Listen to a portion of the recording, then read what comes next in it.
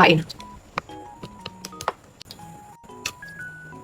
Ang pinakamaganda pa nito is high in antioxidant like anti-aging, at nagpapatulong din siya sa ating metabolism sa loob ng ating mga fats, at saka tumutulong din siya sa ating liver detoxification.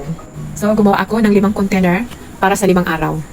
Nilagyan ko lang siya ng tubig na ordinaryong tubig lang, at saka 4 na scoop na black soy. So 4 lang ang nilagay ko dyan.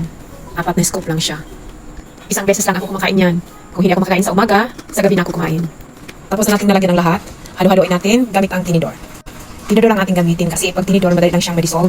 Okay. Ngayon, lagyan na naman natin siya ng chia seeds. Lagyan natin siya ng 2 scoop lang. 2 scoop lang ating ilagay.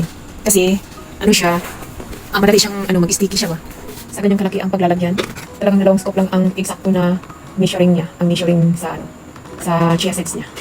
So, ganito lang ang texture niya pag hindi pa siya malapot, hindi pa siya sticky. So, tapos na natin, na-mix ang lahat. Kasi mas masarap siya pag kainin na malamig. Okay, lagyan na natin sa ref. Kumuha ako ng isa, kainin natin. May pagka-sticky na siya. So, kainin na natin ng isang container. So, lagyan natin ng 2 lang ilagay ko. Black soy, green peas, kasoy, at saka yung iba pa hindi ko alam yung ibang mga ibang mix niya. Isang spoon lang kasi may may konting asin. May konting asin siya. So, isang cup lang lagay natin. Para masarap naman siya.